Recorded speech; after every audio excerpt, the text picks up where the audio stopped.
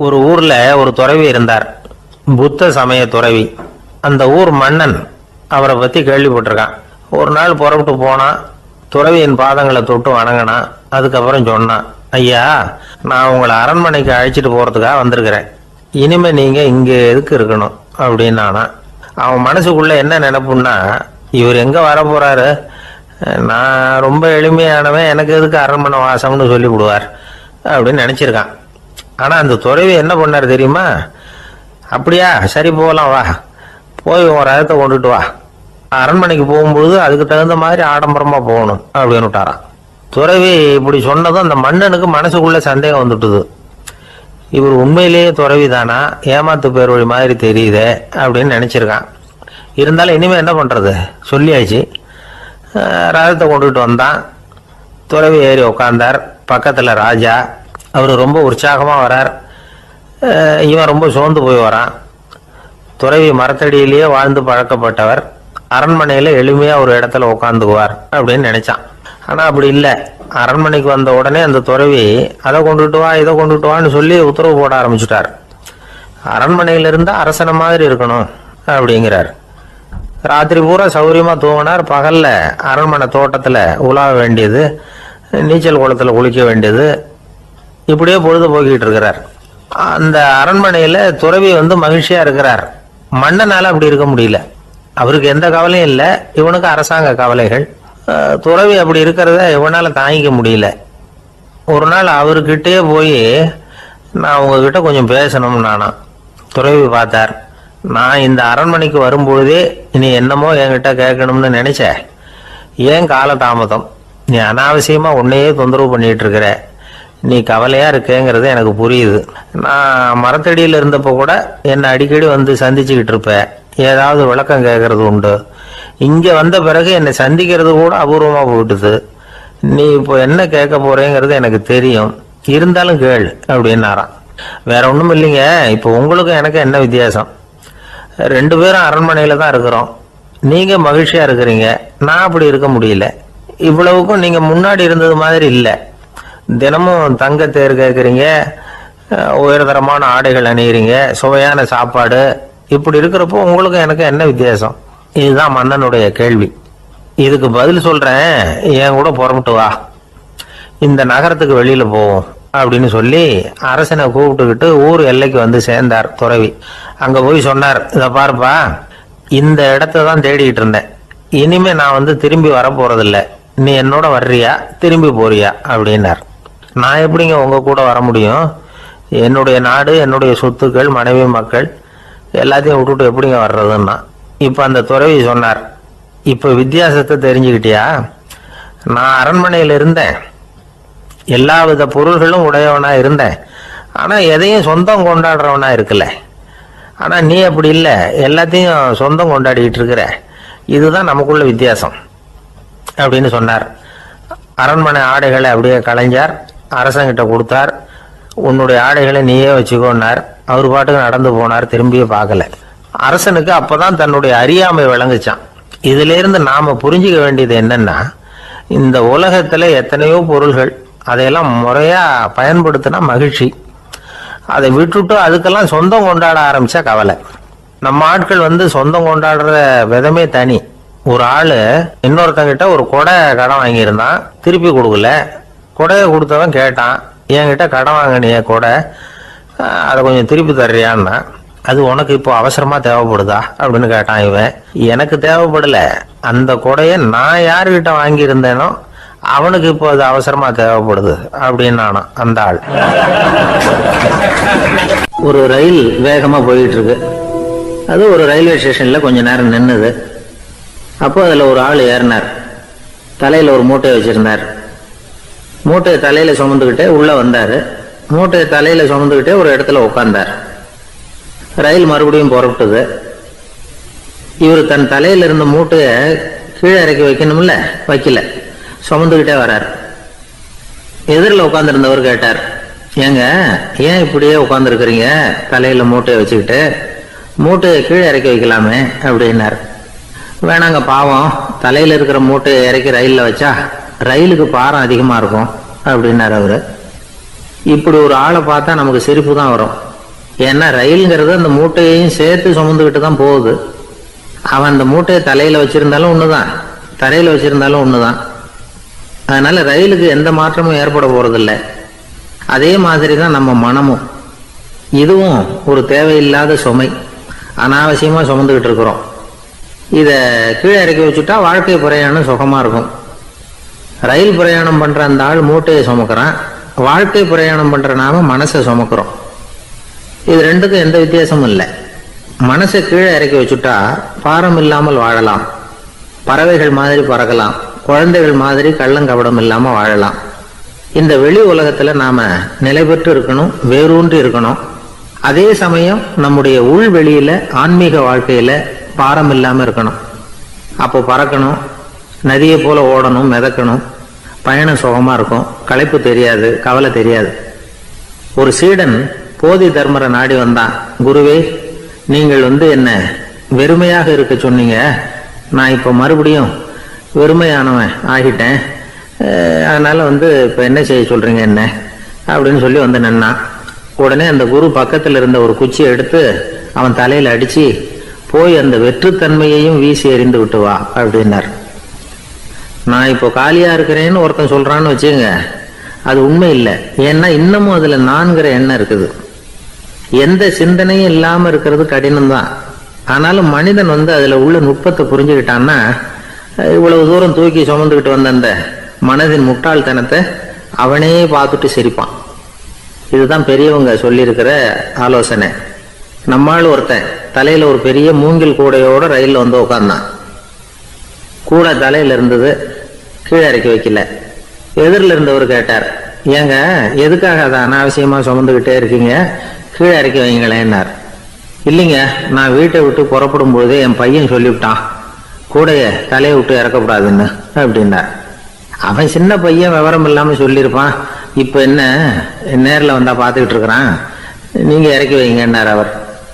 அவன் நேரில் பார்த்துக்கிட்டு இல்ல, இருந்தாலும் நான் இந்த கூடையை கீழே இறக்கி வச்சா அது அவனுக்கு தெரிஞ்சிடும் அப்படின்னாரு இவர். அது எப்படின்னாரு அவர். அவன் தனக்கு டிக்கெட் வாங்க வேணாம்னு சொல்லி இப்ப இந்த கூடைக்குள்ளதான் உட்கார்ந்துருக்கிறான் அப்படின்னார் இவர். ஒரு ஊர்ல ஒரு இளைஞன் இருந்தான். ஒரு நாள் அவன் ஒரு குருவை தேடிட்டு புறப்பட்டான். ஊரை விட்டு வெளியில போனான். போகிற வழியில ஒரு காடு. அந்த காட்டுல ஒரு மரத்தடியில ஒரு பெரியவர் உட்கார்ந்துருக்கிறார்.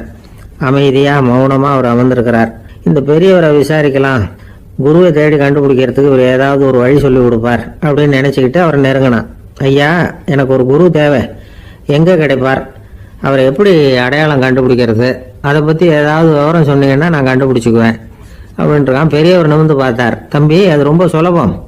அவர் வயசானவரா இருப்பார், என்னை விட சுமார் 30 வயசு அதிகமா இருக்கும். அவர் ஒரு மரத்தடியில் தான் உட்காந்துருப்பார் அப்படின்ட்டுருக்கான். சரிங்க பெரியவரே, அது என்ன மாதிரியான மரம், எப்படி இருக்கும் அப்படின்னு கேட்டிருக்கான். பெரியவர் அந்த விவரங்களையும் சொல்லியிருக்கிறாரு. அது மட்டும் இல்லை, சந்திக்கிற நாள், நேரம், வினாடி முதற்கொண்டு எல்லா விவரங்களையும் துல்லியமாக சொன்னாராம். இவ்வளவு விவரங்களை இவரால் எப்படி சொல்ல முடியுது அப்படின்னு இவனுக்கு ஆச்சரியம்.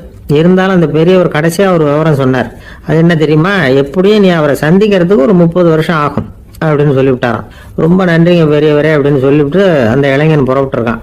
இப்போ அவனுக்கு குரு பத்தின விவரம் எல்லாம் கிடைச்சிட்டுது, சந்திக்கிற நேரமும் தெரிஞ்சுட்டுது. ஆனா 30 வருஷம் அவரை தேடி அலைய வேண்டியிருக்குமே. அவன் தேட ஆரம்பிச்சான். காடு மலை எல்லாம் சுத்தி அலைஞ்சான். பல வருஷங்கள் தேடினான், அழுத்து போயிட்டான். கடைசியில அவனுக்கும் வயசாயிட்டுது. கடைசியில தன்னுடைய சொந்த ஊருக்கே திரும்பி போயிட்டு இருந்தான். அங்க ஒரு மரத்தடியில அவன் தேடிட்டு இருந்த குருநாதர் கிடைச்சார். யார் அவருன்னா, 30 வருஷத்துக்கு முன்னாடி வழி சொல்லி கொடுத்தாருல அதே பெரியவர். அவருக்கு இப்போ 30 வயசு அதிகமாக இருந்தது. அதே மரம், அன்னைக்கு பெரியவர் சொன்ன அடையாளம் இப்போ பொருத்தமாக இருந்தது. இப்போ அந்த பெரியவர் சொன்னார், சரியா வந்து சேர்ந்துட்டேன், வா, உனக்காக தான் நான் இவ்வளவு காலமும் காத்துக்கிட்டு இருந்தேன் அப்படின்னாராம். என்ன சொல்றீங்கன்றிருக்கான். 30 வருஷத்துக்கு முன்னாடி என்கிட்ட வந்தியே, அப்பவே என் காலம் முடிஞ்சு போயிருந்தது. அப்பவே என்ன உனக்கு அடையாளம் தெரியல, அதனால இவ்வளவு காலம் உனக்காக காத்துட்டு இருக்கும்படி ஆயிட்டுது அப்படின்னாராம். ஐயா, அப்பவே நீங்க சொல்லியிருக்கலாமே, இதுதான் 30 வருஷம் கழிச்சு நீ சந்திக்க போற இடம், நான் தான் உன்னுடைய குரு அப்படின்னு சொல்லியிருக்கலாமே அப்படின்ட்டுருக்கான். அந்த பெரியவர் சிரிச்சுக்கிட்டே இதுக்கு பதில் சொன்னாராம். நான் எவ்வளவோ விவரமா தான் சொன்னேன், நீ சரியா புரிஞ்சுக்கல. காரணம், அப்போ நீ போதுமான அளவுக்கு பக்குவம் பெற்றிருக்கவில்லை. அதனால புரியும் சக்தி இல்லாம போயிட்டுதப்போ 30 ஆண்டு காலம் நீ அலைஞ்சு தெரிஞ்சிருக்கிற. அது காரணமா இப்போ உனக்கு அந்த பக்குவம் வந்துட்டுது. அதனாலதான் அடையாளம் காண முடிஞ்சது. நானே உன்னுடைய குரு அப்படின்னாராம். இதுல இருந்து என்ன தெரியுதுன்னா, ஆன்மீகத்துல மாணவனாக சேர்றதுக்கு கூட ஒரு பக்குவத்தன்மை தேவைப்படுது. ஒரு பெரிய ஞானி, அவர்கிட்ட சீடனா இருக்க ஒருத்தன் வந்தான், எதிரில் நின்னான். ஞானி அவனை வெகு நேரம் உற்று பார்த்தார். அப்புறம் சொன்னார், சீடனா இருக்கிறது ரொம்ப சிரமம்னார். நான் தயாரா இருக்கிறேன்னா. அது இன்னமும் சிரமமாச்சே, இங்கே குருவா இருக்கிறது மட்டுமே சுலபம் அப்படின்னாராம். அப்படின்னா நான் குருவாவே ஆயிடுறேன் அப்படின்னானா. இது போலவே இந்த காலத்துல கதை ஒன்று உண்டு. ஒரு பள்ளிக்கூடத்துல வகுப்பு ஆசிரியர் மாணவனை திட்டிக்கிட்டு இருந்தார். டேய், நீ 100க்கு 10 மார்க்கு தான் வாங்கிட்டு இருக்க. இவ்வளவு மோசமா நீ படிச்சா கடைசியில மாடு மேய்க்கிறது கூட லாய்க்கு இல்லாதவனா ஆயிடுவேன். அதுக்கப்புறம் என்ன செய்ய போற அப்படின்னாராம். பையன் தலையை சொரிஞ்சுக்கிட்டே சொன்னானா, சார் அப்படின்னா ஒன்று செய்யறேன் அப்படின்னானா. இவர் கேட்டிருக்கார், என்ன செய்ய போறேன்னு. வேற என்ன சார், உங்களை மாதிரி ஒரு ஆசிரியர் ஆயிடுறேன் அப்படின்னானா. துருக்மேனியாவில் அஷ்காபாத் அப்படின்னு ஒரு நகரத்துல ஒரு புவியியல் விஞ்ஞானி இருந்தார். அவரு ஒரு நாய்க்குட்டி வளர்த்தார். ஒரு நாள் முன்னிரவு நேரம் ஒரு மேஜைக்கு முன்னாடி உட்காந்து அந்த விஞ்ஞானி ஏதோ கணக்கு போட்டுக்கிட்டு இருக்கிறார். அவருக்கு ஒரு சின்ன பெண் குழந்தை, அது தொட்டில தூங்கிட்டு இருக்குது. அந்த நாய்க்குட்டியும் ஒரு மூலையில படுத்து அது பாட்டுக்கு தூங்கிட்டு இருந்தது. ஒரே அமைதி. அந்த நேரத்தில் திடீர்னு அந்த நாய்க்குட்டி துள்ளி எழுந்திரிச்சது. நேராக குழந்தைகிட்ட ஓடிச்சு. அந்த குழந்தைய அது போட்டிருந்த ட்ரெஸ்ஸோட சேர்த்து கவ்வி தூக்குச்சு. தூக்கிக்கிட்டு வாசல் பக்கம் ஓடிச்சு. நாய்க்குட்டி குழந்தைய கவ்வி தூக்க முடியுமாங்கிற சந்தேகம் உங்களுக்கு இல்லையா? நீங்கள் நம்மூர் நாய்க்குட்டியவே பார்த்து பழக்கப்பட்டிருக்கீங்க. அதனால நம்புறதுக்கு சிரமமா இருக்கும். அந்த ஊர்ல எல்லாம் அது ரொம்ப ஸ்ட்ராங்கா இருக்கும். ஒரு ஏதோ கண்ணுக்குட்டி மாதிரி இருக்கும். விஞ்ஞானி அதை பார்த்துட்டார். உடனே அந்த நாய்க்கு வெறி பிடிச்சிட்டுதுன்னு முடிவு பண்ணிட்டு தன்னோட கை துப்பாக்கி எடுத்துக்கிட்டு ஓடி வந்தார். அவர் வெளியில நாய்க்குட்டி எங்க அப்படின்னு பார்த்து தேடுறார். அந்த நேரத்துல அந்த வீடு இடிஞ்சு விழுது. காரணம் பூமி அதிர்ச்சி. இப்படி பூமி அதிர்ச்சி உண்டாக போகுதுங்கிறது அந்த நாய்க்குட்டிக்கு முன்னாடியே தெரிஞ்சு போச்சு. அதுதான் குழந்தைய தூக்கிட்டு வெளியில ஓடி வந்திருக்குது. அது மூலமா அந்த குடும்பத்தையே காப்பாத்தி இருக்குது அந்த நாய்க்குட்டி. இந்த சம்பவம் நடக்கிறதுக்கு 3 நாளைக்கு முன்னாடியே சில பிராணிகளுக்கு இப்படி நடக்க போகுதுங்கிறது தெரிஞ்சிருக்குதான். ஆமா, அந்த நகரத்துல 3 நாளைக்கு முன்னாடியே பாம்பு, பல்லி இதெல்லாம் அது தங்கியிருந்த வலையை விட்டு வெளியில ஓடி வந்துட்டுது. அதே மாதிரி அங்கிருந்த புறாவெல்லாம் பறந்து போயிடுச்சான். இதே மாதிரி யுகோஸ்லோவியாவில் கூட ஒரு நகரம், அங்க ஒரு நாள் ராத்திரி ஒரு மிருக காட்சி சாலையில திடீர்னு ஒரு பெரிய கலவரம், கூச்சல், குழப்பம். அங்க இருந்த கழுதை, புலி, யானை, பறவை எல்லாம் கண்ணாபின்னான்னு கத்த ஆரம்பிச்சுட்டுது. நேர் யானை அதுக்குன்னு போட்டிருந்த தடுப்பையே தாண்டி குதிச்சு வெளியில வந்துட்டுதான். மறுநாள் தான் எல்லாருக்கும் விஷயம் புரிஞ்சுது. அடுத்த நாள் காலையில அங்க பூமி அதிர்ச்சி உண்டாயிட்டுது. இப்ப பாருங்க, அதாவது மனுஷனை போய் தீர்க்க தரிசி அது இதுன்னு சொல்லிட்டு இருக்கிறோம். இவனை விட அது பரவாயில்லைன்னு தோணுது. அதாவது மிருகங்கள் ஒன்று நடக்க போகுதுங்கிறத முன்னாடியே புரிஞ்சுக்குதே. சரி, இதெல்லாம் எப்படி அது முன்கூட்டி புரிஞ்சுக்குது? அதுதான் படைப்பு ரகசியம். அதை கண்டுபிடிக்கிறதுக்கு தான் மனுஷன் ஆராய்ச்சி பண்ணிட்டு இருக்கிறான். விஞ்ஞானிகளோட ஆராய்ச்சியெல்லாம் ஒரு பக்கம் இருக்கட்டும், வீட்டுக்குள்ளேயே சில ஆராய்ச்சி பண்ணி பாருங்களேன். இப்ப சில யோசனை சொல்லி அதை சோதனை பண்ணி பாருங்க அப்படின்னு ஒருத்தர் சொன்னாராம். அதாவது இப்ப மழை வருமா வராதா அப்படின்னு தெரிஞ்சுக்கணுமா, உடனே ஒரு பூனைக்குட்டி பின்னாடியே மெதுவா போய் அது என்ன செய்யுதுன்னு கவனிச்சு பார்க்கணும். பூனைக்குட்டி தன்னோட பாதத்தினால சுகத்துல அப்படி கீறிக்கிட்டு இருக்கும். அப்படி கீறினா கண்டிப்பா மழை வரும். சில சமயம் பூனைக்குட்டி அப்படி மல்லாந்து படுத்துக்கிட்டு பாதத்தை உயர தூக்கும், அப்படியும் எப்படியும் புரளும். இப்படி செஞ்சதுன்னா அன்னைக்கும் மழை இருக்காது. அதனால முன்னாடி இருந்தது மழை வர்றதுக்கு அறிகுறி, இது மழை இல்லைங்கிறதுக்கு அறிகுறி. பறவைகள், பிராணிகள் இதுகளோட நடவடிக்கைகளை பார்த்துட்டு அதையெல்லாம் அடிப்படையாக வச்சுதான் காலநிலையை கண்டுபிடிக்கிற கருவிகளை கண்டுபிடிச்சிருக்கிறாங்க. வாத்து இருக்குல்ல, சில சமயம் தன்னோட அழகை தன்னோட இறகுகள்ல அப்படியே புதைச்சிக்கும். அப்படி செஞ்சா குளிர்காலம் வரப்போகுதுன்னு அர்த்தம். பருவநிலை குளிரா மாறப்போகுதுங்கிறதுக்கு இதுதான் அறிகுறி. சிட்டுக்குருவி இருக்குதுல்ல, அதெல்லாம் புழுதியில உழுந்து புரளும், சிறகுகளை படபடன்னு அடிச்சுக்கும். அப்படி செஞ்சா மழை வரப்போகுதுன்னு அர்த்தம். ஒண்ணு மட்டும் நாம நல்லா தெரிஞ்சுக்கணும், இயற்கையின் சீற்றம்னு சொல்றோம் இல்லையா, இயற்கை ஏன் நம்ம மேல கோவப்படுது? இயற்கையை நாம அனுசரிச்சு போறதில்ல, அதனால கோவப்படுது. காடுகளை அழிக்கப்படாது, விலங்குகளை கொல்லப்படாது, இயற்கை ஏற்படுத்தி வச்சிருக்கிற சமநிலையை கெடுக்கப்படாது. அதை புரிஞ்சுக்கிட்டு வாழ்ந்தோம்னா பூமியும் நடுங்காது, நாமளும் நடுங்க வேண்டிய அவசியம் இருக்காது. ஒருத்தர் இருந்தார், சாராய கடைக்கு போனாராம், நிறைய சாப்பிட்டார். அப்புறம் சொன்னார், இது ரொம்ப அற்புதமான சரக்கு போல இருக்கு, உள்ள போன உடனே இந்த பூமியே நடுங்கிறது மாதிரி இருக்கு எனக்கு அப்படின்னாராம். இதுக்கு கடைக்காரர் சொல்லியிருக்கார், நீங்க சாப்பிட்டது வெறும் பச்சை தண்ணி தாங்க, இப்ப ஏற்பட்டிருக்கிறது நிஜம் பூமி அதிர்ச்சி அப்படின்னாராம். ஒருத்தர் ரொம்ப அவசரமா போயிட்டு இருந்தார். எங்க சார் போறீங்கன்னு கேட்டோம். எனக்கு வேண்டியப்பட்ட ஒருத்தருக்கு குழந்தை பிறந்திருக்கிறதாக செய்தி வந்திருக்கு, அதுதான் ஆஸ்பத்திரிக்கு போயிட்டு இருக்கேன், பார்த்துட்டு வரலாம்னு அப்படின்னார். அப்படின்னா கொஞ்சம் இப்படி உட்காருங்க அப்படின்னோம். சில விவரம்லாம் சொல்றேன், கேட்டுட்டு போங்க அப்படின்னோம். உட்காந்தார். அப்புறம் சொல்ல ஆரம்பிச்சோம். புதுசா பிறந்திருக்கிற ஒரு குழந்தைய பார்க்க போறதுன்னா அது சாதாரண விஷயம் இல்லை, அதுல ரொம்பவும் கவனமா நடந்துக்கணும். புது குழந்தைக்கு நோய் சுலபமா தொற்றும், முக்கியமா காற்று மூலமா பரவுற நோய்கள் சுலபமா வந்துடும். அதனால நமக்கு உடம்பு சரியில்லைன்னா குழந்தைய விட்டு கொஞ்சம் தள்ளியே இருக்கிறது தான் நல்லது. பெரியவங்களை பொறுத்த வரைக்கும் சாதாரணமா உள்ள ஒரு கிருமி கூட குழந்தைய பொறுத்த வரைக்கும் ரொம்ப மோசமான ஒரு கிருமியா இருக்கும். சில வெளிநாடுகள்ல எப்படி தெரியுமா, பிறந்த குழந்தை தூங்கிட்டு இருக்கிற ஒரு ரூமுக்கு போகணும்னா போறவங்க முகமூடி போட்டுக்கணும், காலணிகளை மாத்திக்கணும், அவ்வளவு சுத்தமா உள்ள போய் பார்த்துட்டு வரணும்.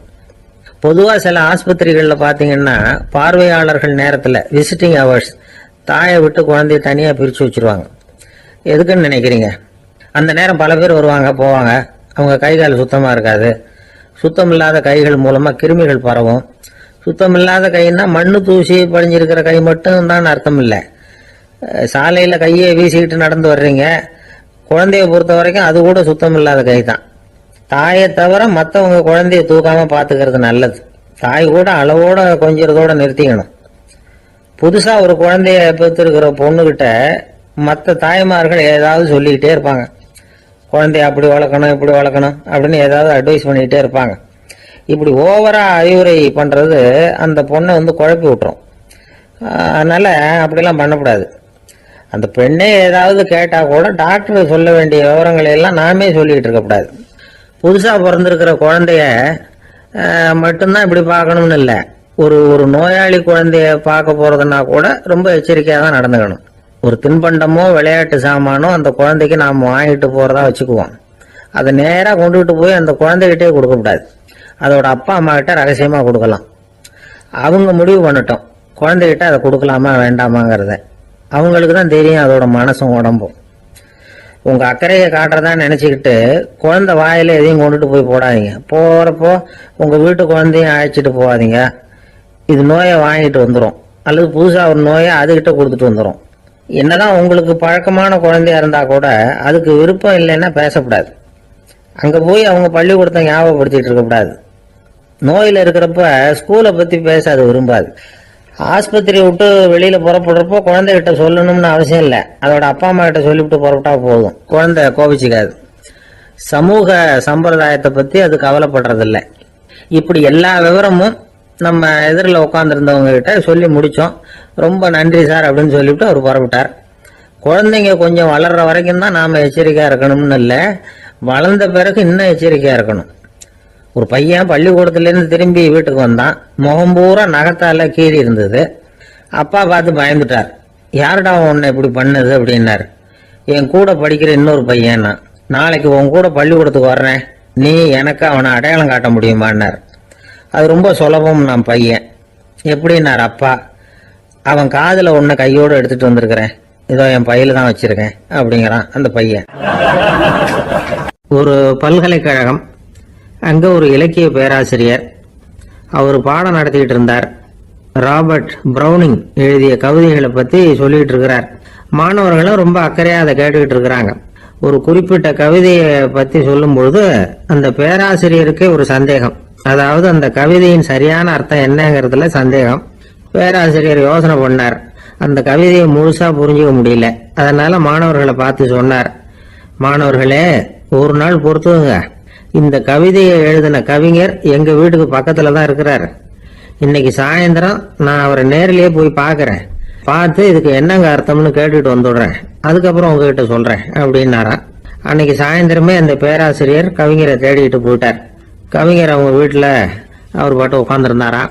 இவர் போய் அவர் முன்னாடி உட்கார்ந்தார். அப்புறம் கேட்டார், ஐயா அந்த கவிதையின் முழு பொருள் என்னன்னு தெரிஞ்சுட்டு போறதுக்காக வந்திருக்கிறேன் அப்படின்னாராம். எந்த கவிதை அப்படின்னாராம் அவரு. இவர் அந்த கவிதையை சொல்லியிருக்கார். கவிஞர் கொஞ்சம் யோசனை பண்ணிவிட்டு அப்புறம் சொன்னாராம், பேராசிரியரே நீங்க கொஞ்சம் தாமதமா வந்துட்டீங்கன்னாராம். இவருக்கு ஒன்றும் புரியல. நீங்க என்ன சொல்றீங்க? நான் தாமதமா வந்துட்டேன்னா? நீங்க தான் உயிரோட இருக்கிறீங்களே, அப்படி இருக்கும்போது நான் தாமதமா வந்துட்டேன்னா அது எப்படி அப்படின்னு இவர் குழம்பி இருக்கிறார். இப்ப கவிஞர் சொன்னாராம், ஐயா நான் உயிரோட இருக்கிறேன்னா இல்லையாங்கிறது முக்கியம் இல்லை. நான் அந்த கவிதை வரிகளை எழுதினப்போ 2 பேருக்கு அதோட அர்த்தம் தெரிஞ்சிருந்தது. இப்போ ஒரே ஒருத்தருக்கு தான் அதோட அர்த்தம் தெரியும் அப்படின்னாராம்.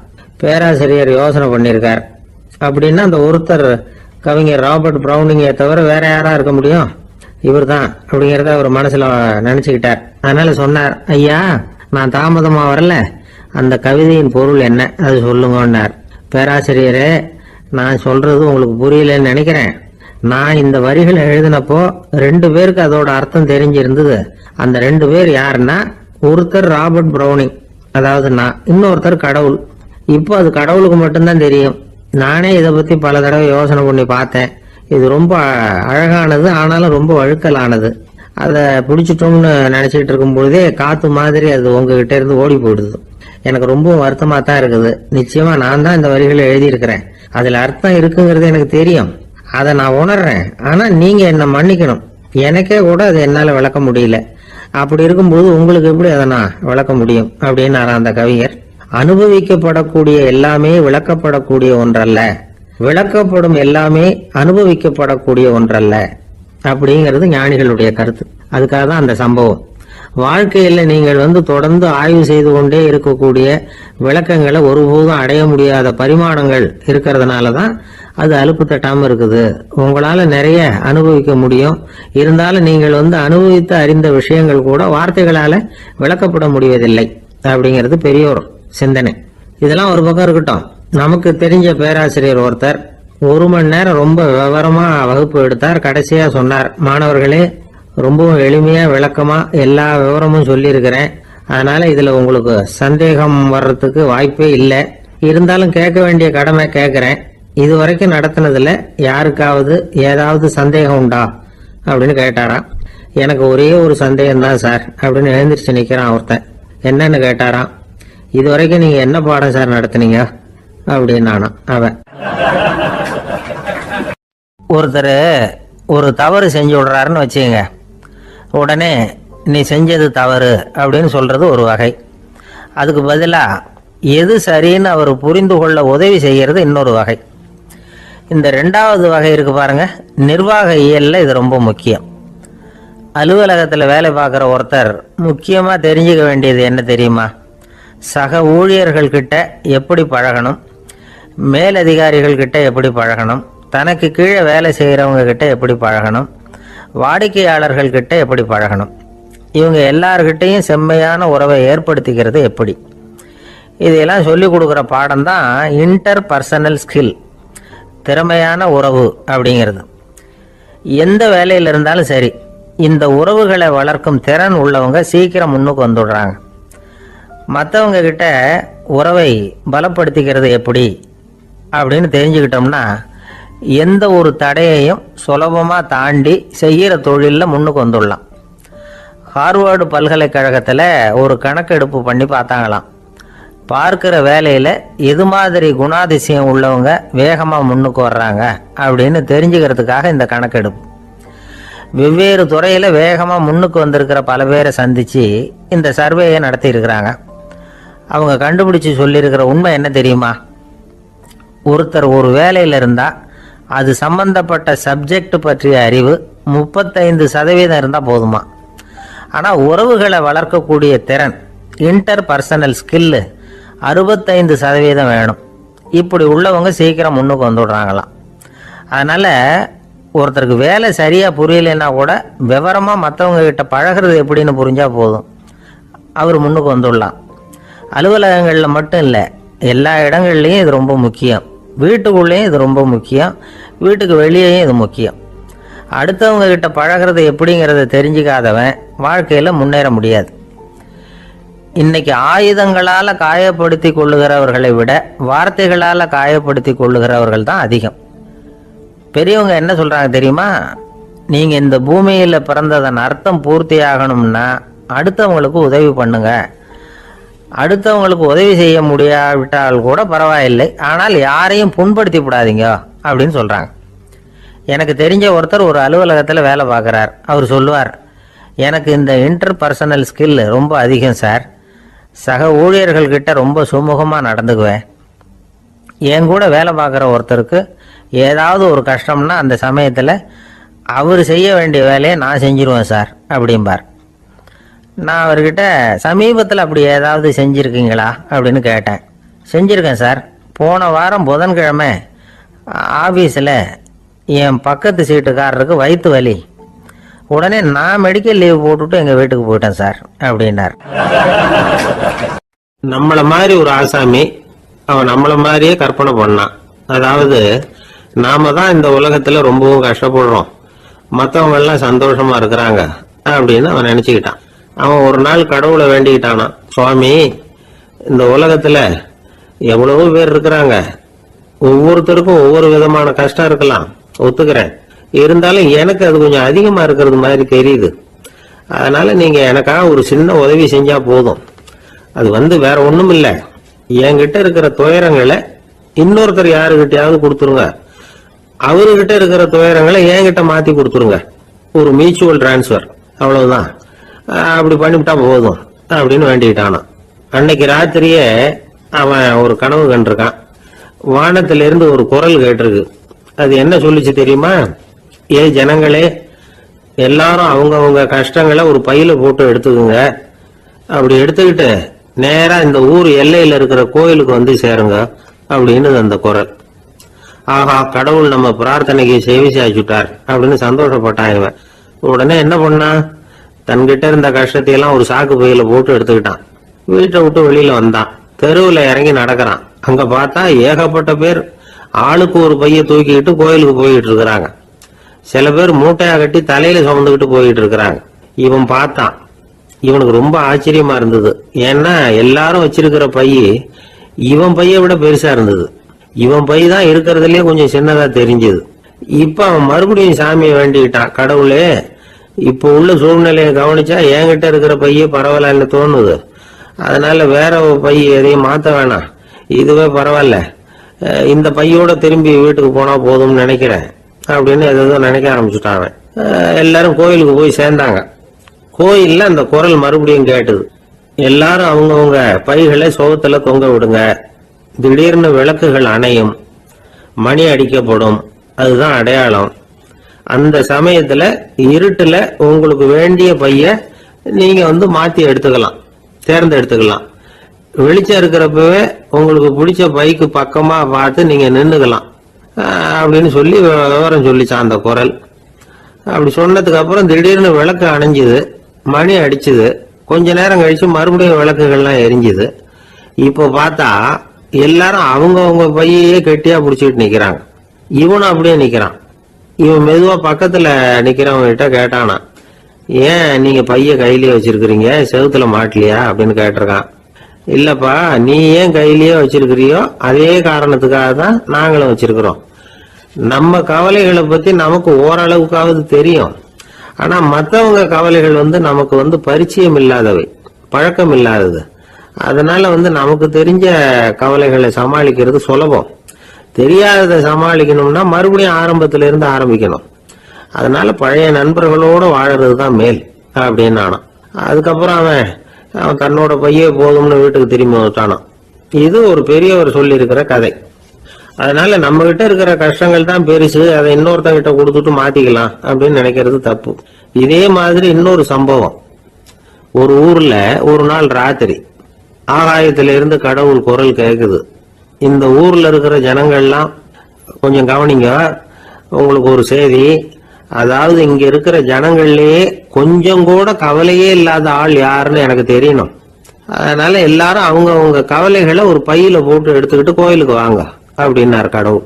உடனே வரிசையா எல்லாரும் வர ஆரம்பிச்சாங்க. எல்லார் கையிலயும் பை இருந்தது, சின்னதும் பெருசுமா. கவலையே இல்லாத ஆள் யாருன்னு தேடினார் கடவுள். ஒரே ஒரு ஆள் மட்டும் கையில எதுவும் இல்லாம வெறும் கையை வீசிக்கிட்டு ரொம்ப ஜாலியா நடந்து வந்துகிட்டு இருந்தான். கடவுள் அவங்க கிட்ட போனார். ஏப்பா, உனக்கு கவலையே இல்லையா அப்படின்னு கேட்டார். எனக்கும் சில கவலைகள்லாம் உண்டு அப்படின்னு அவன். எங்க அதெல்லாம்னு கேட்டிருக்காரு கடவுள். பின்னாடி லாரியில வந்துகிட்டு இருக்கு அப்படின்னு அவன். ஒரு சராசரி மனிதனுடைய இயல்பு என்ன? இன்பம் வந்தா துள்ளி குதிப்பான், துன்பம் வந்தா சோர்ந்து போய் ஒரு மூலையில உட்காந்துருவான். இவன் தான் சராசரி மனிதன். ஆனா ஒருத்தன் இன்பம் வந்தா அதுக்காக மகிழ்ச்சி அடையறதில்ல, துன்பம் வந்தா அதுக்காக சோர்ந்து போறதில்ல அப்படின்னு வச்சுக்கோங்க. அப்படி இருந்தா அவன் சாதாரண ஆள் கிடையாது.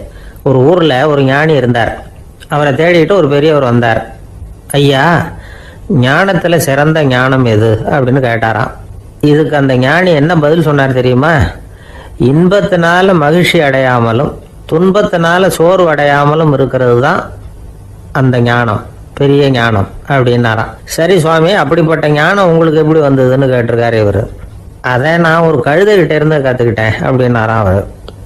இவருக்கு ஒன்றும் புரியல, ஒரு மாதிரியாக முழிச்சிருக்கிறார். இதை அவர் புரிஞ்சுக்கிட்டார். நீங்கள் நாளைக்கு காலையில் நம்முடைய ஆசிரமத்துக்கு வாங்க, புரிய வைக்கிறேன்னாராம். சரின்னு அவர் போயிட்டார்.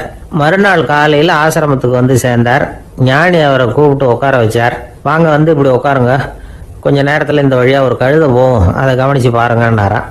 இவருக்கு இன்னமும் ஒன்றும் புரியாமல் போச்சு, ஒரே குழப்பம். இருந்தாலும் அந்த ஞானி சொன்னது மாதிரியே உட்காந்துருக்கிறார்.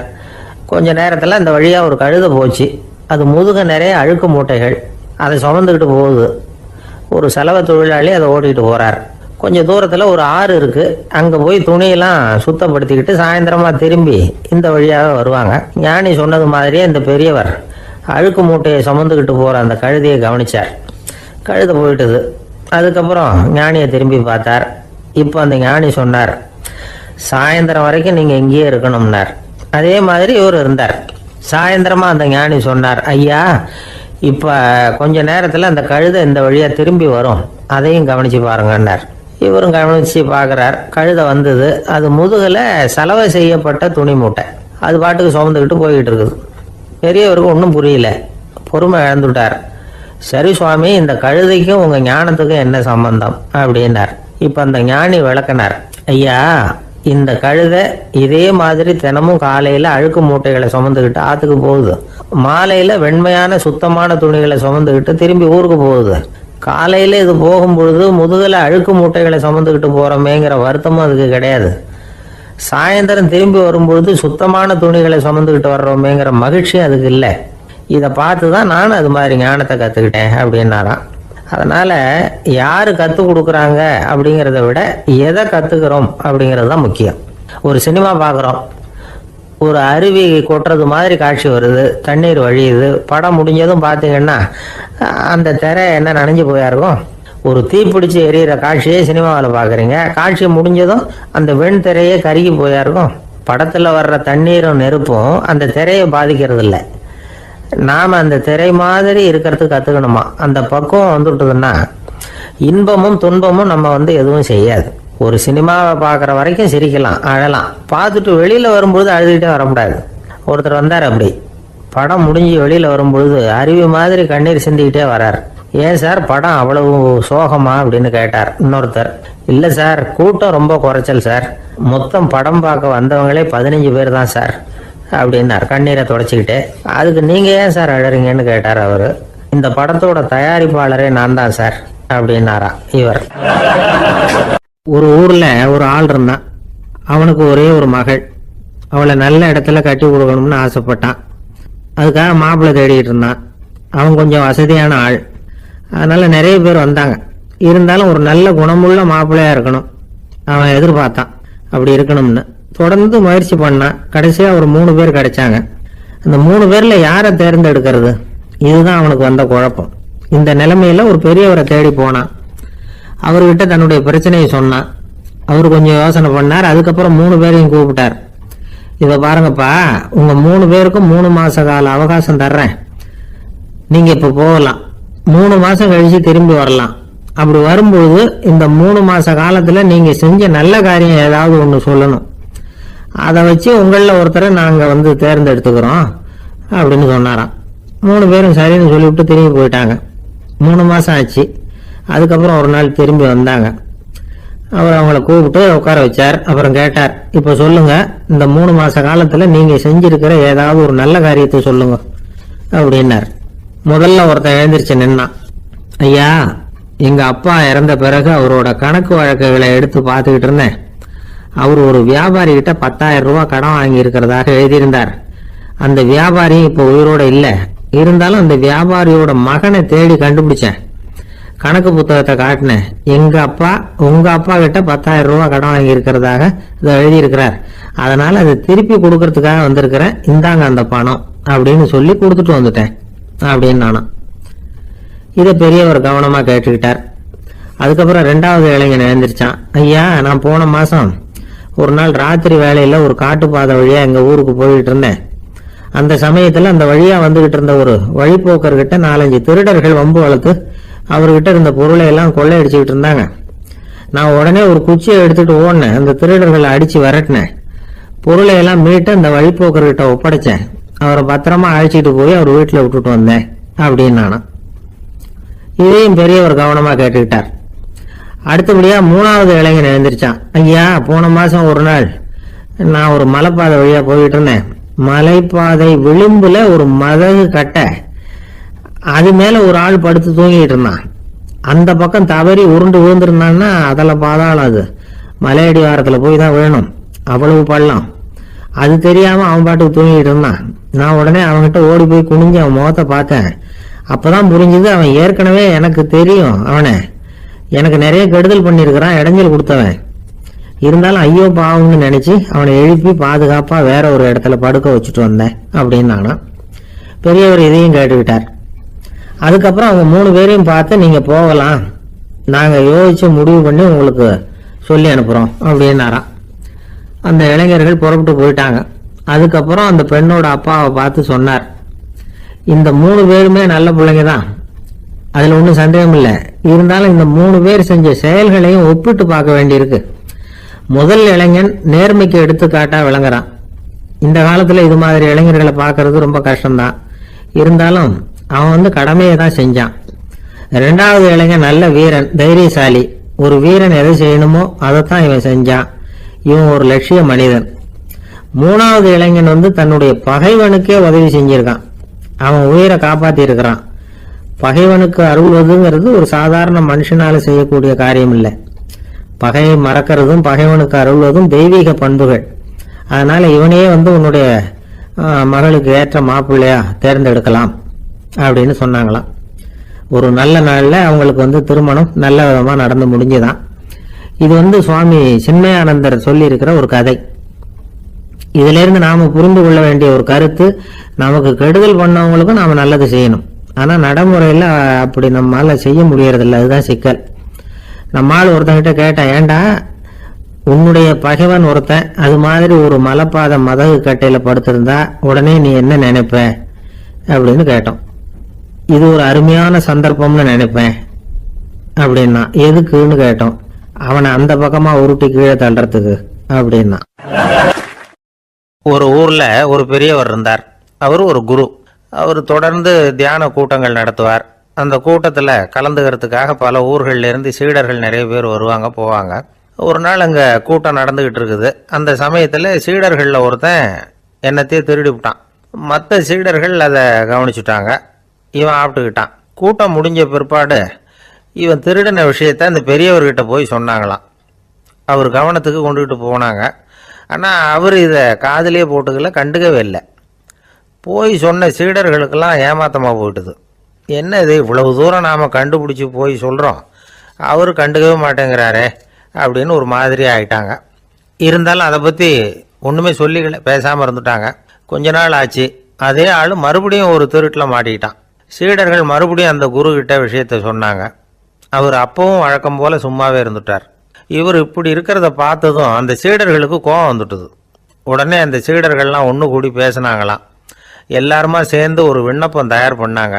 அதை குருநாதர்கிட்ட கொண்டுட்டு போய் கொடுத்தாங்க. அந்த விண்ணப்பத்தில் இவங்க என்ன எழுதியிருக்கிறாங்க தெரியுமா?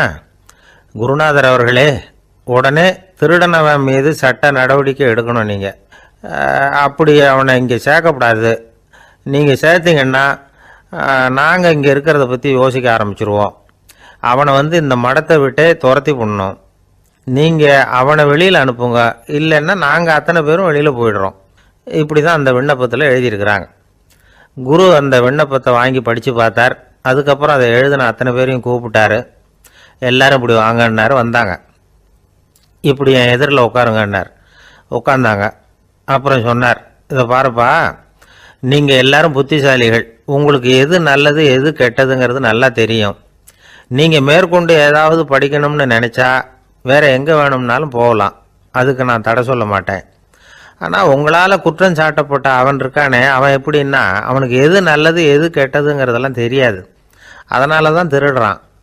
நீங்கள் சொல்கிறது மாதிரி அவனை அடித்து துரத்தி போடுறோம்னு வச்சுக்கோங்க, அவனுக்கு எப்படி நல்லது கெட்டது தெரியும்? அவனுக்கு அதை யார் சொல்லி கொடுக்கறது? அதனால் இங்கேயே இருக்கட்டும், அதுதான் சரி. இதுக்காக நீங்கள் எல்லாரும் என்னை விட்டுட்டு போனாலும் சரி, அவனை நான் விரட்ட மாட்டேன் அப்படின்னு விட்டாரான். இவ்வளவையும் திருடனை அந்த சீடன் கேட்டுக்கிட்டே இருந்திருக்கான். அவன் கண்களில் கண்ணீர். அப்படியே எழுந்திரிச்சு வந்தான், குரு காலில் விழுந்தான். அவன் கண்ணீரில் அவனது தீமை கழுவப்பட்டது அப்படிம்பாங்க. அதாவது சீடர்களுக்கு அந்த குருவோட பெருமை அப்பதான் புரிஞ்சுதான். ஒரு நல்ல ஆசிரியர் இருக்காருன்னு வச்சுங்க, நல்லா படிக்கிற பையனுக்கு தான் பாடம் சொல்லி கொடுப்பேன்னா அது என்ன பெரிய விஷயமா? மோசமாக படிக்கிறவனையும் மாற்றி காட்டுறேங்கிறது தான் பெருமை. இந்த காலத்து குரு ஒருத்தர் ஒரு ஆசிரமம் வச்சு நடத்திட்டு வந்தார். நிறைய பேர் தினம் வருவாங்க போவாங்க. ஒரு நாள் ஒருத்தன் வந்தான். அந்த குரு முன்னாடி போய் நின்னான். ஐயா, என்ன உங்கள் சீடனாக ஏற்றுக்கணும்னா. அந்த குரு நிமிர்ந்து பார்த்தார். உன்னுடைய நோக்கம் என்னன்னு கேட்டார். ஐயா, உங்ககிட்ட கொஞ்ச நாள் இருந்தேன்னா நல்ல பழக்க வழக்கங்களை கற்றுக்கலாம், அதுக்கப்புறம் வெளியில் போய் ஒரு நல்ல தொழில் தொடங்கி வாழ்க்கையில் முன்னுக்கு வரணுங்கிறது தான் என்னோட நோக்கம் அப்படின்னா. நீ சொல்கிறது சரி, ஆனால் உன்னால் இங்கே நல்ல பழக்க வழக்கங்களை கற்றுக்க முடியலேன்னு வச்சுக்கோ, அப்போ என்ன பண்ணுவேன் அப்படின்னு கேட்டார் அவர். அப்படி ஆச்சுன்னா என்ன, உங்களை மாதிரியே ஒரு ஆசிரமம் ஆரம்பித்து அதுக்கு குருவாக இருந்துட்டு போகிறேன் அப்படின்னு நானும். ஒரு ஆள் இருந்தார். அவர் தன்னை ஒரு குருன்னு சொல்லிக்கிட்டார். மௌன குரு, வாயே திறக்கிறதில்ல. அவருக்கு 2 சீடர்கள் உண்டு. இவங்க தான் வர்றவங்க கிட்ட பேசுவாங்க, விளக்கம் கொடுப்பாங்க. ஒரு நாள் இந்த சீடர்கள் 2 பேரும் எங்கேயோ வெளியில் போயிட்டாங்க. அந்த நேரம் பார்த்து ஒருத்தர் அங்கே வந்தார். குரு கிட்ட போனார். குருவே, புத்தர்னா என்னன்னு கேட்டார். குருவுக்கு ஒன்றும் புரியல. அவர் உண்மையான குருவாக இருந்தாவில் புரியும். அவர் திருன்னு முழிக்க ஆரம்பிச்சிட்டார். இந்த நேரம் பார்த்து இந்த சீடர்களும் எங்கேயோ போயிட்டாங்களே, என்ன பண்ணுறது, உதவிக்கு யாராவது கிடைக்க மாட்டாங்களா அப்படின்னு அப்படியே சுற்றி பார்க்குறார். அங்கங்கே பார்க்குறார். வந்தவர் இதை கவனித்தார். ஏதோ புரிஞ்சுக்கிட்ட ஒரு மாதிரி அடுத்த கேள்வி கேட்டார். தர்மம்னா என்ன சுவாமின்னார். குருவுக்கு ரொம்ப சங்கடமாக போச்சு. நம்ம நிலைமை இப்படி ஆகிட்டுதே, இக்கட்டில் மாட்டிக்கிட்டோமே அப்படின்னு நினச்சபடியே விட்டத்தை பார்த்தார். அப்புறம் குனிஞ்சு தரையை பார்த்தார். அப்படியே உட்காந்துக்கிட்டார். வந்தவர் உடனே அடுத்த கேள்விக்கு போயிட்டார். தியானம்னா என்ன சுவாமின்னார். பாவம் என்ன பண்ணுவார் அந்த குரு, பேசாமல் கண்ணை கெட்டியாக மூடிக்கிட்டார். இது ஏதுடா வம்பா போச்சுன்னு. இவர் இப்படி பண்ணால் கூட வந்தவர் சளைக்கல. இன்னொரு கேள்வியும் கேட்டார். ஆசீர்வாதம்னா என்ன அப்படின்னார். இவர் பார்த்தார். இப்படியே போனால் இவர் கேள்வி கேட்குறத நிறுத்த மாட்டார் அப்படின்னு நினச்சிக்கிட்டு எனக்கு ஒன்றுமே தெரியாதுங்கிற பாவனையில் 2 கையையும் விரித்து காட்டினார். வந்தவர் முகத்தில் மகிழ்ச்சி, மன நிறைவு, ஏதோ எல்லாம் புரிஞ்சுக்கிட்ட ஒரு மாதிரி அங்கேருந்து புறப்பட்டு போனார். வழியில் அந்த குருவோட சீடர்கள் 2 பேரையும் சந்திச்சார். உங்கள் குருவை தான் பார்த்துட்டு வரேன்னார். இவர் என்ன நடந்ததுன்னு கேட்டாங்க. இவர் வரமாக சொல்கிறார். உங்கள் குரு எவ்வளவு பெரிய ஞானி தெரியுமா? புத்தர்னா என்னன்னு கேட்டேன், அதுக்கு அவர் அப்படியும் இப்படியும் பார்த்தார். அதுக்கு என்ன அர்த்தம் தெரியுமா? மக்கள் புத்தரை அங்கேயும் இங்கேயும் தேடுறாங்க, உண்மையில் அவர் அங்கேயும் இங்கேயும் தேடி கண்டுபிடிக்க முடியாது அப்படிங்கிறத அவர் செய்கை மூலம் உணர்த்தினார். அதுக்கப்புறம் தர்மம்னா என்னன்னு கேட்டேன். அவர் மேலேயும் கீழையும் பார்த்து தர்மம் சமமானது, அதில் உயர்வு தாழ்வு இல்லைங்கிறத உணர்த்தினார். அதுக்கப்புறம் தியானம்னா என்னன்னு கேட்டேன். கண்ணை மூடிக்கிட்டார். கண்ணை மூடி காணுகிற அற்புதம் அது அப்படிங்கிறத புரிஞ்சுக்கிட்டேன். கடைசியாக ஆசீர்வதிக்கப்படுறது பற்றி கேட்டேன். கைகளை நீட்டி உதவுறது தான் அது அப்படிங்கிறத தன்னுடைய இருகை விரித்து உணர்த்தினார். எவ்வளோ பெரிய மகான் அவர் அப்படின்னு சொல்லிவிட்டு அவர் பாட்டுக்கு போயிட்டார். சீடர்கள் அதுக்கப்புறம் மெதுவாக குருக்கிட்ட சேர்ந்தாங்க. அவங்கள பார்த்ததும் குருவுக்கு கோபம் வந்துட்டுது. அடே பாவிகளா, எங்கடா போய் தொலைஞ்சிங்க, நான் ஒரு ஆளுகிட்ட மாட்டிக்கிட்டு என்ன பாடுபட்டிருக்கேன் தெரியுமான்னார். இது மாதிரி தான் நாம் சாதாரண மனிதர்களின் புற வேடங்களிலேயே மயங்கி போயிடுறோம். அவங்க பேச்சு, செய்கை, பார்வை இதிலெல்லாம் ஏதோ பெரிய தத்துவம் இருக்கிறதாக நினச்சிக்கிறோம். உண்மையிலேயே அந்த தத்துவங்கள் யாருக்கு சொந்தம்? அவங்களுக்கு இல்லை, நமக்கு தான் சொந்தம். நாம தானே அதை கற்பிச்சுக்கிட்டோம். நாம் அடையாளம் கண்டுக்கிறது இல்லை, நாம் யாருங்கிறது நமக்கு புரியறதில்ல. அதுதான் இன்றைக்கி நடக்கிறது. அதனால தான் அடுத்தவங்களை தேடி ஓடிக்கிட்டு இருக்கிறோம். சில வீடுகளில் கூட இது மாதிரி சைகைகள் உண்டு. சில குடும்ப தலைவர்கள் தினமும் காலையில் கண்ணை கெட்டியாக மூடிக்கிட்டு கை ரெண்டையும் சுத்தமாக விரித்து வச்சுக்கிட்டே உட்காந்து தியானம் பண்ணுறது வழக்கம்.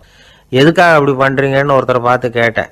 இந்த மாதம் வாங்கின சம்பளம் பூரா தீர்ந்து போச்சு, இனிமேல் என் கையில் சுத்தமாக ஒன்றும் இல்லை, புதுசாக எதுவும் செலவு வச்சுடாதே அப்படிங்கிறத அப்படி உள்ளங்கை ரெண்டையும் விரித்து காட்டி அவங்களுக்கு உணர்த்துறேன் அப்படின்னார். ஒருத்தன் வேகமாக ஓடி வந்தான். ஏப்பா அப்படி தலை தெறிக்க ஓடி வர்றேன்னு கேட்டேன். பின்னாடி துரத்திக்கிட்டு வருது சார் அப்படின்னா. ஏதாவது நாய் துரத்திக்கிட்டு வருது போல இருக்கு அப்படின்னு நினச்சி அவனுக்கு பின்னாடி பார்க்குறேன். கண்ணுக்கு எட்டின தூரம் வரைக்கும் எதுவுமே தெரியல. ஏன்பா எதுவும் ஒன்றை துரத்துறது மாதிரி தெரியலையேன்னு. நல்லா பாருங்கள் சார் அப்படின்னா. பார்த்துட்டு தான் சொல்கிறேன் என்ன. இதோ பாருங்கள் சார், இதுதான் என்னை துரத்துது அப்படின்னு அவன் காட்டுறான். அவன் சுட்டி காட்டின இடத்துல பார்த்தா அங்கே அவனுடைய நிழல் தான் தெரியுது. என்னப்பா சொல்கிற அப்படின்னு சொல்லி அவனை சந்தேகமாக பார்த்தேன். அதுக்கப்புறம் தான் அவன் விவரமாக பேசினான். சார், எனக்கு என் நிழலை கண்டா பிடிக்கிறதில்ல, எப்போ பார்த்தாலும் இது என்னையே பின்தொடர்ந்து வந்துக்கிட்டு இருக்குது. இதை என்னால் சகிக்கவே முடியல. இதை என்கிட்டேருந்து பிரிக்கிறதுக்கு எவ்வளவோ முயற்சிகள்லாம் பண்ணி பார்த்துட்டேன், முடியலன்னா. அப்படி என்னென்ன முயற்சிகள் பண்ணினேன் அப்படின்னு கேட்டேன். அவன் என்னென்ன செஞ்சாங்கிறத விவரமாக சொன்னான். அவன் என்ன பண்ணியிருக்கிறான், ஒரு பெரிய குழியை தோண்டி அதில் தன்னுடைய நிழலை புதைச்சிருவோம் அப்படின்னு முடிவு பண்ணிட்டு மண்வெட்டி எடுத்துக்கிட்டு தோட்டத்து பக்கம் போயிருக்கான். ஆழமாக ஒரு குழியை தோண்டியிருக்கான். குனிஞ்சு பார்க்குறான். அந்த குழிக்குள்ளே தன்னுடைய நிழல் தெரியுது. ஆஹா, இதுதான் சமயம், நிழல் இப்போ குழிக்குள்ளே இருக்குது, மண்ணை போட்டு மூடி விடலாம் அப்படின்னு நினச்சிக்கிட்டு கொஞ்சம் மண்ணை அள்ளி போட்டான். பார்த்தா இப்போ அந்த நிழல் அந்த மண்ணுக்கு மேலே வந்து நிற்கிது. இது ஏதுடா வம்பா போச்சு அப்படின்னு அவசரமாக மண்ணை வாரி போட்டு மூடி பார்க்குறான். குழி பூராவும் மூடி விட்டு பார்க்குறான். மறுபடியும் நிழல் மேலே வந்து உட்காந்துக்கிட்டு இருக்குது. சரி, இதை குழியில் புதைக்க முடியாது அப்படின்னு முடிவு பண்ணிட்டு இதை இங்கேயே இப்படியே விட்டுட்டு ஒரே ஓட்டமாக ஓடி போடுவோம் அப்படின்னு நினச்சி எடுத்தான் ஓட்டம். அது காலை நேரம். இவன் மேற்க நோக்கி ஓடிக்கிட்டு இருக்கிறான். ஓடி ஓடி பார்க்குறான், நிழல் இவனை விட வேகமாக இவனுக்கு முன்னாடி ஓடிக்கிட்டு இருக்கு. சரி, திரும்பி ஓடி பார்ப்போம் அப்படின்னு நினச்சிக்கிட்டு அப்படியே சடார்னு திரும்பி ஓட ஆரம்பித்தான். பார்த்தான், அப்பாடா நிழலை காணலை. கொஞ்சம் தூரம் ஓடி ஒரு இடத்துல நின்று அப்படியே சாவகாசமாக திரும்பி பார்க்குறான். பின்னாடி நின்றுக்கிட்டு இருக்குது நிழல். இப்படி ஓடி வந்து தான் இங்கே நம்ம முன்னாடி நின்று தன்னுடைய அவஸ்தையை சொல்லிக்கிட்டு இருக்கிறான். இந்த நிழலை துரத்துறது அல்லது வெட்டி விடுறது, இதுக்கு ஏதாவது வழி இருக்கா சொல்லுங்கள் சார் அப்படிங்கிறான். நமக்கு ஒன்றும் புரியல. அந்த நேரம் பார்த்து ஒரு பெரியவர் வந்தார். அவர்கிட்ட யோசனை கேட்டோம், என்ன செய்யலாம்னு. அவர் சொன்னார், இந்த பாருப்பா, நீ அங்கேயும் எங்கேயும் ஓடாத, அப்படியே கீழே படுத்துக்கொண்டார். அது நல்ல உச்சி வேலை. அவன் அப்படியே கீழே படுத்துக்கிட்டான். இப்போ அப்படி இப்படின்னு திரும்பி பார்க்குறான், நிழலை காணலை. அவன் இப்போ தான் நிம்மதியாக இருந்தான். இப்போ அந்த பெரியவர் சொன்னார், எல்லா மனிதர்களுமே இப்படி தான் ஓடிக்கிட்டு இருக்கிறாங்க. நான் எனது அப்படிங்கிற ஆணவம் தான் அவங்கள துரத்திக்கிட்டு இருக்கு. அதை விட்டுட்டு ஓடணும்னு நினைச்சாலும் அது முன்னாடி வந்து நிற்கிது. பரம்பொருளை நோக்கி ஓடுறப்போ இந்த ஆணவம் பின்னாடி வந்து விடுது. பரிபூர்ண சரணாகதிங்கிற நிலையில் அது முழுசுமாக மறைஞ்சு விடுது. தன்னை உணர்கிற வேலை அது. அந்த நேரம் மனிதனுக்கு விடுதலை உணர்வு ஏற்படுகிற நேரம் அது. அப்படிப்பட்ட சுதந்திர மனிதர்களாக எல்லாரும் மாறி போயிட்டாங்கன்னா இந்த உலகமே இன்பமயம் அப்படின்னு ஒரு விளக்கம் கொடுத்தார் பெரியவர். நம்மால் ஒருத்தர் வேகமாக ஓடி வந்துக்கிட்டு இருந்தான். ஏன்டா அப்படி ஓடி வர்ற அப்படின்னு கேட்டார் எதிரில் வந்தவர். ஆசை துரத்துது, அதுதான் ஓடி வர்றேன்னா. உனக்கு என்ன ஆசைன்னு கேட்டார். எனக்கு ஒன்றும் ஆசை இல்லைங்க, என்னை எப்படியாவது பிடிச்சுடணும்னு போலீஸ்காரங்களுக்கு ஆசை. அந்த ஆசை இப்போ என்னை துரத்தி பின்னாடி வந்துக்கிட்டு இருக்குது. அதுதான் தப்பிச்சு வந்துக்கிட்டு இருக்கிறேன். குறுக்க நிற்காதீங்க சார், வழியை விடுங்க அப்படின்னு சொல்லிவிட்டு வேகமாக ஓடி மறைஞ்சான். எனக்கு வாழ்க்கையில் ஒரே ஒரு ஆசை தான் சார் அப்படின்னார் ஒருத்தர். அது என்னன்னு கேட்டேன். ஆசைகளை ஒழிச்சுடணுங்கிறது தான் என்னோட ஆசை அப்படின்னார். இப்படி ஆசைகளை ஒழிக்க வேண்டும் அப்படிங்கிறதையே ஒரு ஆசையாக கொள்வது அபத்தம் அப்படிங்கிறார் ஒரு பெரியவர். இது மாதிரி ஆசைகளை ஒழிக்க ஆசைப்பட்டா அந்த நோக்கம் நிறைவேறாதான். அந்த முயற்சியால் புதுசாக சில துன்பங்கள் தான் சேருமா. அதில் புதுசாக ஒரு ஆசை தலை தூக்கும் அப்படிங்கிறார் அவர். ஆசைகளை தானாக விழ வச்சுடலாம். அதுக்கு வழி என்ன தெரியுமா? எந்த ஒரு ஆசையையுமே பூரணமாக நிறைவேற்றி கொள்ள முடியாதுங்கிறத உணரணும். அதை உணர்ந்தால் ஆசைகள் தானாக விழுந்துடும். அதை விட்டுட்டு ஆசைகளை விட்டுடணுங்கிறதையே ஒரு ஆசையாக வச்சுக்கிட்டு அதுக்காக கடுமையாக முயற்சிகளையும் செஞ்சுக்கிட்டு நான் ஆசைகளை விட்டுட்டு ஞானோதயம் அடையிறதுக்கு கடுமையாக முயற்சி பண்ணிகிட்டு இருக்கிறேன் சார் அப்படின்னு சொல்லிக்கிட்டு இருந்தால் எந்த காலத்துலேயும் ஞானோதயம் வரப்போகிறதில்ல. அதுக்கு பதிலாக துன்பம்தான் வந்து சேரும் அப்படிங்கிறது அவரோட கருத்து. எந்த ஒரு ஆசையையும் பூரணமாக நிறைவேற்றி கொள்ள முடியாது அப்படிங்கிறத உணரணும். ஒரு ராஜா, அவர் மனசில் அமைதி இல்லை, எப்பவும் கஷ்டப்பட்டுக்கிட்டே இருந்தார். இந்த துன்பத்தை போக்குறதுக்கு பல வழிகளில் என்னென்னமோ முயற்சியெல்லாம் பண்ணி பார்த்தார், ஒன்றும் சரியாக வரல. கடைசியாக ஒரு காரியம் பண்ணார். அதாவது ஒரு வேதாந்தியை தேடிட்டு போனார். அவரை பார்த்து கேட்டார், ஐயா, என்னுடைய துன்பங்கள்லேருந்து நான் வந்து விடுபடணும், அதுக்கு சுலபமாக ஏதாவது ஒரு வழி இருந்தால் சொல்லுங்களேன் அப்படின்னு கேட்டுக்கிட்டார். அதுக்கு அந்த வேதாந்தி சொன்னார், அதுக்கு ஒரு வழி சொல்கிறேன், அது மாதிரி செய். அதாவது உன்னுடைய ராஜ்யத்துக்குள்ள போதுங்கிற மனசோட வாழுற ஒருத்தனை கண்டுபிடிக்கணும். அப்படி கண்டுபிடிச்சி அவனுடைய சட்டையை வாங்கி நீ போட்டுக்கணும். அப்படி போட்டுக்கிட்டா உன்னுடைய துன்பம் தீர்ந்துரும் அப்படின்னார். உடனே ராஜாவுக்கு ரொம்ப மகிழ்ச்சி. அரண்மனையில் இருந்த அத்தனை பேரையும் ஆளுக்கு ஒரு பக்கமாக அனுப்புனார், தேட சொன்னார். போதுங்கிற மனசுடைய ஒருத்தனை கண்டுபிடிச்சி கொண்டுகிட்டு வாங்க அப்படின்னார். எங்கெங்கேயோ தேடி கடைசியாக ஒரு ஆளை கண்டுபிடிச்சாங்க. அவன் போதுங்கிற மனசோடு இருக்கிறவன் தான். ஆனால் அவன்கிட்ட சட்டை எதுவும் இல்லை. இடையில கட்டியிருக்கிற துண்டே போதுங்கிற மனசோடு அவன் வாழ்ந்துக்கிட்டு இருக்கிறான். சட்டை இருந்தாவில் ராஜா வாங்கி மாட்டிக்க முடியும். அந்த வேதாந்தி ஏன் அப்படி சொன்னாருங்கிறதுக்கான அர்த்தம் இப்போ தான் ராஜாவுக்கு புரிஞ்சுதான். இது வரைக்கும் சொன்னதெல்லாம் ஞான மார்க்கத்தை தேடிக்கிறவனுக்கான உள்ள தகவல். இப்போ இன்னைக்கு இளைஞர்கள் இதை கேட்டுவிட்டு நமக்கு ஆசையே வேணாம் அப்படின்னு முடிவு பண்ணிவிட்டா வாழ்க்கையில் முன்னேறவே முடியாது. நம்முடைய முயற்சிக்கு ஆசை தான் தூண்டுகோல். அதனால் இந்த ஆசையையும் அந்த ஆசையையும் போட்டு குழப்பிக்கக்கூடாது. ஆனால் ஒன்று, பேராசை நமக்கு தேவையில்லை. நாம் படுற ஆசையிலேயும் ஒரு நியாயம் இருக்கணும். ஏன்னா நம்மளில் சில பேர் நீங்கள் தான் சார் சொன்னீங்க, அதனால தான் ஆசைப்பட்டேன், அரை தான் கிடைச்சது மிச்சம் அப்படிம்பாங்க கன்னத்தை தடவிக்கிட்டே. அதனால் இப்போல்லாம் எந்த தகவலை சொன்னாலும் ரொம்ப எச்சரிக்கையாக இருக்க வேண்டியிருக்குது. ஒரு ஆள் ஒரு கடை வச்சு வியாபாரம் பண்ணிக்கிட்டு இருந்தான். அவனுக்கு ரொம்ப பேராசை, நிறைய பணம் சேர்க்கணும்னு. திடீர்னு ஒரு நாள் அவனுக்கு உடம்பு ரொம்ப சுகம் இல்லாமல் போயிட்டுது. இனிமேல் பிழைக்கிறது கஷ்டங்கிற நிலைமை. மரணப்படுகையில் இருக்கிறான். சொந்தக்காரங்கள்லாம் சுற்றி உட்காந்துருக்குறாங்க. இவன் மெதுவாக கண்ணை திறந்து பார்க்குறான். என் வீட்டுக்காரி எங்கேன்னா, இதோ இருக்கேன் அப்படின்னாங்க அந்த அம்மா. பசங்கள்லாம் எங்கேங்கிறான், இதோ பக்கத்தில் தான் நின்றுக்கிட்டு இருக்கிறோங்கிறாங்க. பொண்ணுங்க எங்கேங்கிறான், எல்லாம் இங்கே தான் இருக்கிறோம் அப்படிங்கிறாங்க. எல்லாம் இங்கே தான் பக்கத்தில் தான் இருக்கோம், நீங்கள் கவலைப்படாதீங்கன்னு சொல்கிறாங்க எல்லாம். அவன் மெதுவாக கஷ்டப்பட்டு வாயை திறந்து, அட பாவிங்களா, எல்லாரும் இங்கே இருந்தால் அங்கே கடையை யார் கவனிக்கிறது அப்படின்னானா. ஜப்பானில் உள்ள ஒரு புத்த விகாரை, அங்கே ஒரு வயசான பௌத்த குரு தங்கியிருக்கிறார். ஒரு நாள் ராத்திரி கடுமையான குளிர், அவரால் தாங்க முடியல. பார்த்தார், மரத்தில் செஞ்ச புத்த சிற்பங்கள் அங்கே நிறைய இருந்தது. அதில் ஒன்றை எடுத்து அதுக்கு தீ மூட்டி அந்த நெருப்பில் குளிர் காஞ்சிக்கிட்டு இருக்கிறார். மர சிற்பம் தீ வச்சதும் படபடன்னு வெடிக்க ஆரம்பிச்சுட்டுது. அந்த சத்தத்தை கேட்டதும் அந்த புத்த விகாரையின் குருக்கள் வெளியில் ஓடி வந்தார். இவர் ஆனந்தமாக குளிர் காஞ்சிக்கிட்டு இருக்கிறார். அவரால் பொறுத்துக்க முடியல. தெருவில் தெரிஞ்சுக்கிட்டு இருந்த அந்த பெரியவரை இங்கே தங்க அனுமதித்ததே அவர் தான். இவர் இப்படி பண்ணுறாரேன்னு நினச்சிக்கிட்டே அவரை கோபமாக பார்த்தார். ஏன் இப்படி கோபமாக பார்க்குறீங்க, இப்படி உட்காருங்க அப்படிங்கிறாரு இவர். அவருக்கு இன்னமும் கோபம் வந்துட்டுது. எங்கள் கடவுளை எரிச்சுட்டீங்களே அப்படின்னு சத்தம் போட்டாராம். அப்படியா அப்படின்னு கேட்டுக்கிட்டே அந்த சாம்பலை கிளறினார் இவர். என்ன செய்கிறீங்கன்னு கேட்டிருக்காரு அவர். நான் எலும்புகளை தேடுறேன்னாராம். நீங்கள் ஒரு பைத்தியம், இது ஒரு மர சிற்பம், இதில் எலும்புகள் கிடையாது அப்படின்னாராம். அவருக்கு கோபம் வந்துட்டுது. உடனே வெளியில் போங்கன்னு கத்தியிருக்கார். வெளியில் தள்ளி கதவையும் சாத்தி விட்டாராம்.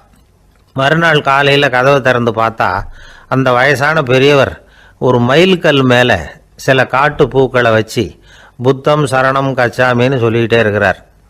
இவருக்கு சந்தேகமாக போட்டுது. கிட்ட போனார். என்ன செஞ்சுக்கிட்டு இருக்கீங்கன்னு கேட்டார். இது என்னுடைய காலை நேர பிரார்த்தனைனாராம். நிஜமாகவே நீங்கள் ஒரு பைத்தியமாக தான் இருக்கணும், ஏன்னா அது ஒரு மயில்கல் அப்படின்னாராம். இப்போ அந்த பெரியவர் சொன்னாராம், நீங்கள் ஒரு மரத்தை புத்தராக நினைக்கும் பொழுது நான் ஏன் ஒரு மயில்கல்ல புத்தராக நினைக்கக்கூடாது? நான் புத்தரை எரிக்கலாம், ஏன்னா அவரை நான் நேசிக்கிறேன். அந்த சிற்பம் மரத்தால் ஆனதுங்கிறது எனக்கு தெரியும். நான் ஒரு மயில்கல்ல தொழலாம், ஏன்னா அது எனது பூக்களை தாங்குது. நான் இந்த மயில்கல்லுக்குள்ளே மறைஞ்சிருக்கிற புத்தரை பார்க்குறேன். யாராவது ஒரு சிற்பி இதை சிலையாக்கினாதான் நீங்கள் புத்தரை பார்க்க முடியும். அன்னைக்கு ரொம்ப குளிராக இருந்தது. நான் எனக்குள்ளே இருக்கிற புத்தரையும் பாதுகாக்கணும். உள்ளே இருக்கிற புத்தரை காப்பாத்துறதுக்காக வெளியில உள்ள புத்தரை எரிக்கலாம், அதுல ஒன்றும் தப்பு இல்லை. அது அவருடைய போதனையிலேயே இருக்கு. உனக்குள் ஜோதியாக இரு அப்படிங்கிறது அவருடைய போதனை. என்னுடைய புத்தர் குளிர்ல நடுங்கிட்டு இருந்தார். அந்த மர சிற்பங்கள் வெயில் மழையில உணர்ச்சி இல்லாம இருந்தது, அதனால அப்படி பண்ணினேன். ஆனா நீங்க என்ன பண்ணீங்க? நான் ஒரு மர புத்தரை எரிச்சதுக்காக உயிருள்ள புத்தரை வெளியில தள்ளி கதவை சாத்தினீங்க அப்படின்னாராம் அந்த பெரியவர்.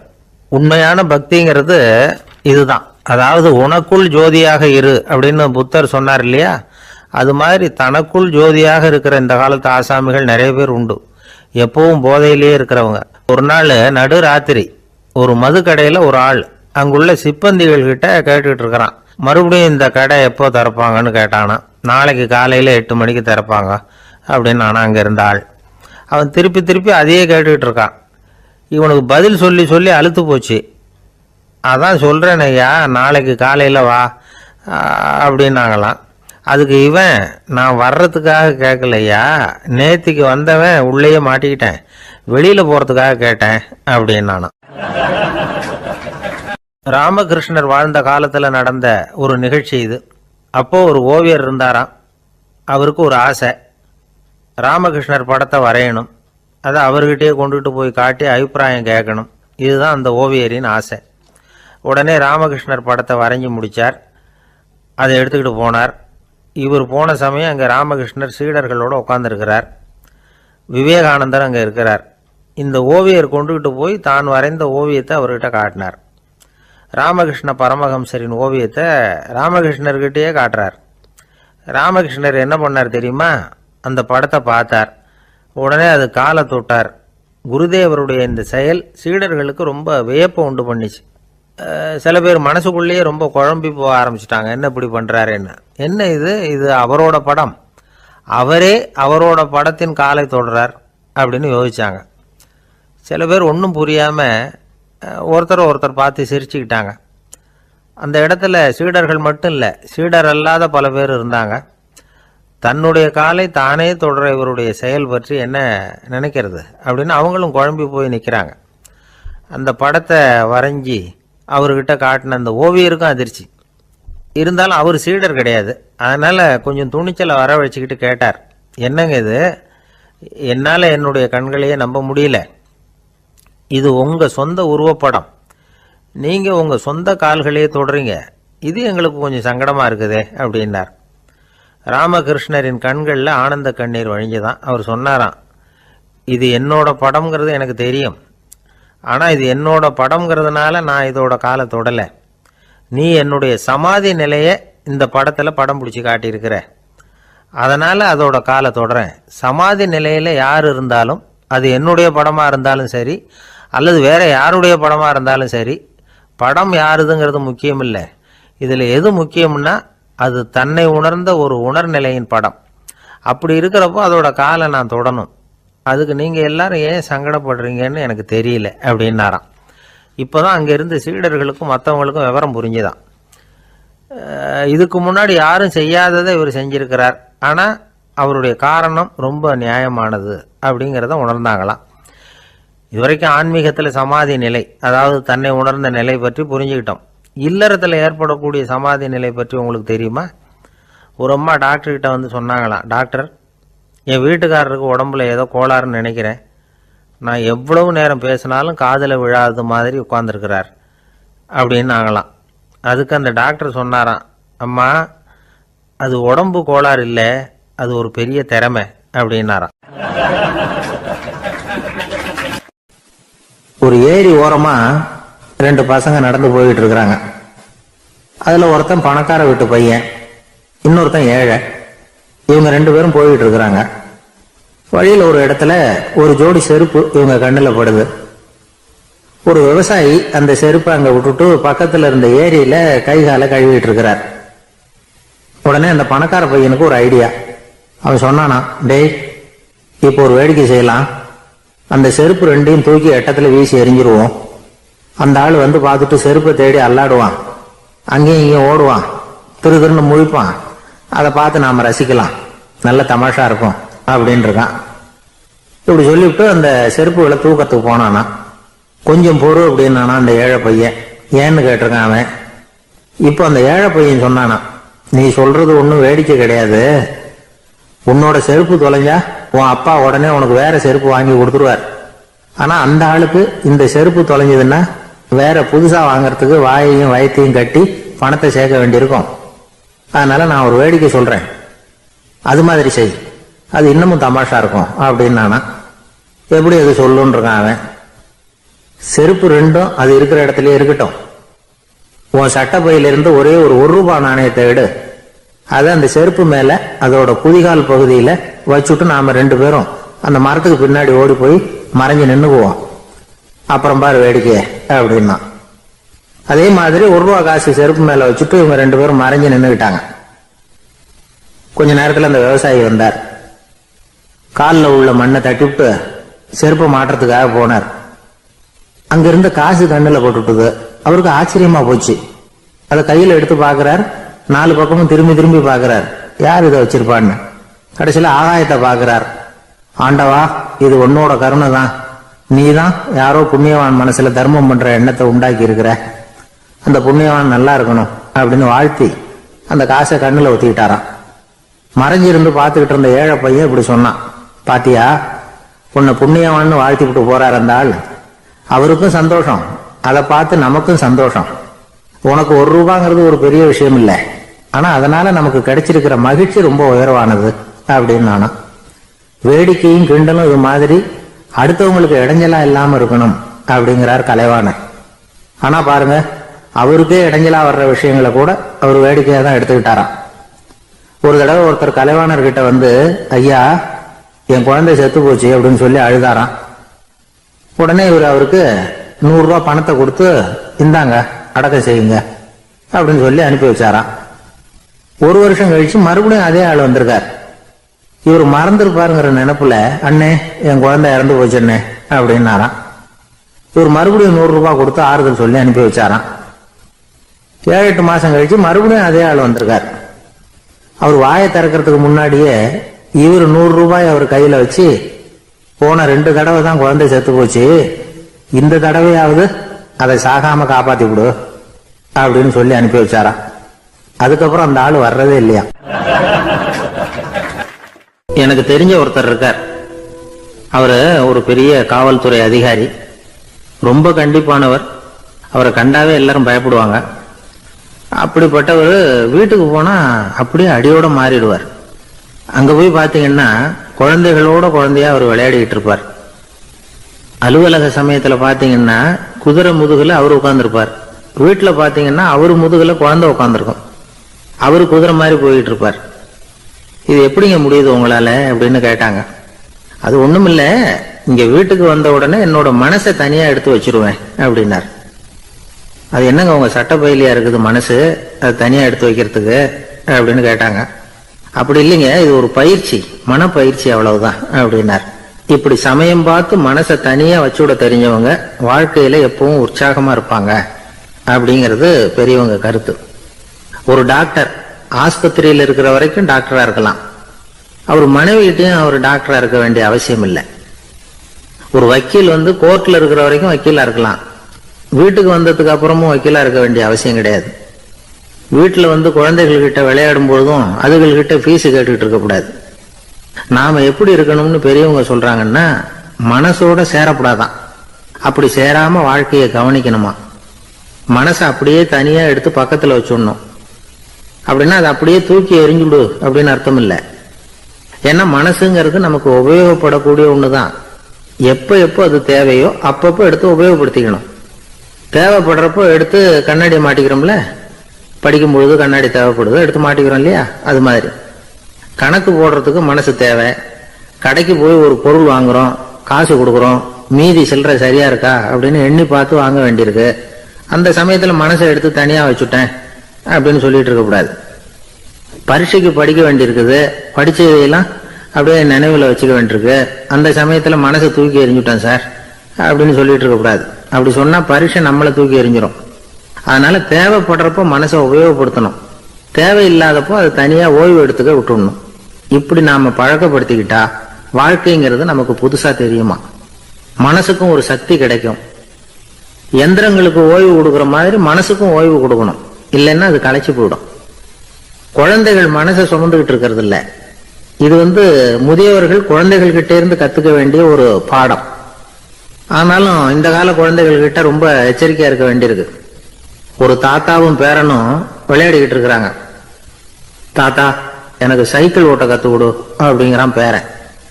சைக்கிள் உயரம் கூட இல்ல, அதுக்குள்ள சைக்கிள் ஓட்டணுமா அப்படின்னாரு தாத்தா. ஏன் தாத்தா, ரயில் ஓட்டுறாரு, அவர் என்ன ரயில் நீளமா இருக்கார் அப்படின்னு கேட்டானா அந்த பையன். இருக்கிறாங்க. அந்த வழியா போறவங்க வர்றவங்க எல்லாம் அந்த இடத்துல நின்று அது என்ன மண்டபம் அப்படின்னு விசாரிக்க ஆரம்பிச்சாங்க. அந்த அப்பாவும் பிள்ளையும் தான் வர்றவங்களுக்கு எல்லாம் விவரம் சொல்லிட்டு இருக்கிறாங்க. அதாவது இந்த இடத்துல ஒரு பெரிய மகான் சமாதி ஆயிருக்கார், அவர் சமாதியான இடத்துல இந்த நினைவு மண்டபத்தை கட்டி இருக்கிறோம் அப்படின்னாங்க. ஊரு பூரா இந்த செய்தி பரவிச்சு. நிறைய பேர் அந்த இடத்தை தேடி வர ஆரம்பிச்சாங்க. இங்க கொஞ்ச நேரம் உட்காந்துட்டு போனா மனசுக்கு ஒரு நிம்மதி கிடைக்குது அப்படின்னாங்க. அங்க இருந்த உண்டியல்ல நிறைய காசு போட்டுட்டு போறாங்க. பணம் கிடுகிடுன்னு நிறைய சேர ஆரம்பிச்சுட்டுது. பணம் நிறைய சேர்ந்த உடனே அந்த அப்பாவுக்கும் பிள்ளைக்கும் தகராறு வந்துட்டுது. பணம் சேர்ந்தாலே சொத்து தகராறு வரத்தானே செய்யும், அது மாதிரி வந்துட்டுது. பையன் அடிக்கடி நிறைய பணம் கேட்க ஆரம்பிச்சான். அப்பா பார்த்தார், யோசனை பண்ணார், ஒரு முடிவுக்கு வந்தார். ஒரு நாள் பையனை கூப்பிட்டார். இதை பாருப்பா, நமக்குள்ள தகராறு வேணாம். அப்பாவும் பிள்ளையும் இப்படி சண்டை போட்டுக்கிட்டா பாக்குறவங்க தப்பா நினைப்பாங்க. அதனால நமக்குள்ள சமரசமா இதை தீர்த்துக்குவோம், என்ன சொல்ற அப்படின்னாரு அப்பா. சரி நான் பையன். உடனே அந்த அப்பா என்ன பண்ணார் தெரியுமா, மகன் கிட்ட கொஞ்சம் பணத்தை கொடுத்தார். தன்கிட்ட இருந்த ஒரு கழுதையையும் கொடுத்தார். இதை வச்சு நீ பொழைச்சுக்கோ அப்படின்னு சொல்லி அனுப்பி வச்சுட்டார். மகன் அந்த கழுதையை இழுத்துக்கிட்டு அடுத்த ஊருக்கு போனான். வழியிலேயே அந்த கழுதை செத்து போச்சு. உடனே என்ன பண்ணலாம்னு யோசனை பண்ணான். ஒரு ஐடியா வந்தது. அந்த கழுதைய ஒரு சாலை ஓரமா புதைச்சான். கையில் இருந்த பணத்தை வச்சு அந்த இடத்துல ஒரு கல் மண்டபம் கட்டினான். அந்த வழியா 2 பேர் வந்தாங்க. இது என்ன மண்டபம்னு விசாரிச்சாங்க. இந்த இடத்துல ஒரு பெரிய மகான் சமாதி ஆயிருக்கிறார் அப்படின்னா. இந்த செய்தி ஊர் பூரா பரவ ஆரம்பிச்சுட்டுது. நிறைய பேர் வந்து போக ஆரம்பிச்சாங்க. இங்க வந்தா மனசுக்கு ஒரு பெரிய நிம்மதி கிடைக்குது அப்படின்னு வேற சொல்ல ஆரம்பிச்சாங்க. வர வர கூட்டம் அதிகமா வர ஆரம்பிச்சுட்டுது. உண்டியல்ல பணம் நிறைய சேர்ந்துட்டுது. நகையெல்லாம் கூட கழட்டி காணிக்கையா போட ஆரம்பிச்சுட்டாங்க. அப்பாவை விட மகன் பெரிய ஆளாயிட்டான். இதை கேள்விப்பட்டார் அப்பா. பையனை பார்த்துட்டு வரலாம்னு ஒரு நாள் புறப்பட்டு வந்தார். பையன் ஓஹோன்னு இருக்கிறான். பங்களா, காரு எல்லாம் வந்துட்டுது. எப்படிடா இந்த அளவுக்கு ஆனே அப்படின்னு விசாரிச்சார். அப்பா, எல்லாம் உங்க ஆசீர்வாதம் தான். நீங்க கொடுத்த மூலதனத்தை வச்சுதான் இவ்வளவும் சம்பாதிச்சேன் அப்படின்னு நான் பையன். அது எப்படிடான்னு விசாரிச்சார். அப்பா, நீங்க ஒரு கழுதை குட்டியும் கொஞ்சம் பணமும் என்கிட்ட கொடுத்து அனுப்பி வச்சுங்க. அதை எடுத்துக்கிட்டு வந்தேன். வர்ற வழியில அந்த கழுதை செத்து போச்சு. உடனே யோசனை பண்ணேன், அந்த கழுதையை இந்த இடத்துல புதைச்சேன். கையில் இருந்த பணத்தை வச்சு மண்டபம் கட்டினேன். மகான் ஒருத்தர் சமாதி ஆயிருக்கார் அப்படின்னு வதந்தியை கிளப்பி விட்டேன். ஜனங்கள்லாம் ஏமாந்து போய் காசை கொண்டாந்து போட ஆரம்பிச்சிட்டாங்க. நான் பொழைச்சிக்கிட்டு இருக்கிறேன் அப்படின்னா. இப்பதான்டா நீ என் புள்ள அப்படின்னு சொல்லி சந்தோஷப்பட்டாரான் அந்த அப்பா. ஏன் அப்படி சொல்றீங்கன்னு கேட்டிருக்கான் பையன். கழுத குட்டியை புதைச்சி மண்டபம் கட்டி இருக்கிற நீ, ஏற்கனவே நம்ம ஊர்ல நாம கட்டி இருக்கிறோமே மண்டபம், அது இந்த கழுதையோட அம்மாவை புதைச்ச இடம். மகான் சமாதி ஆயிருக்காருன்னு நானும் சும்மா கப்சாதான் விட்டுக்கிட்டு இருக்கேன் அப்படின்னாராம் அப்பா. முட்டாள் ஜனங்களை நினைச்சு அந்த 2 பேரும் சத்தம் போட்டு சிரிச்சாங்களாம். மனுஷன் ஏமாத்துறது ரொம்ப சுலபம். என் கூட படிச்ச ஒருத்தன் திடீர்னு ஒரு நாள் எல்லாருக்கும் அருள் வாக்கு சொல்ல ஆரம்பிச்சுட்டான். அவன் ஒரு ஆபீஸ்லயும் வேலை பார்க்கறான். ஆபீஸ்ல உள்ளவங்க எல்லாம் அவன்கிட்ட அருள் வாக்கு கேட்கறது வழக்கம். ஒரு நாள் நான் அவன் முன்னாடி போய் உட்காந்து பேசிக்கிட்டு இருந்தேன். அப்போ அதே ஆபீஸ்ல வேலை பார்க்கிற ஒருத்தர் அவன்கிட்ட சுவாமி, என் மேஜையில வச்சிருந்த பேனா திடீர்னு காணாம போட்டுது, அது திரும்ப கிடைக்குமா எனக்கு அப்படின்னு கேட்டார். இவன் கண்ணை உருட்டி பார்த்துட்டு, அது உனக்கு கிடைக்காது, புதுசா வேற ஒண்ணு வாங்கிக்கப்போ அப்படின்னா. சரின்னு அவர் போயிட்டார். அவர் போனதுக்கு அப்புறம் நான் மெதுவா இவனை பார்த்து, அது எப்படி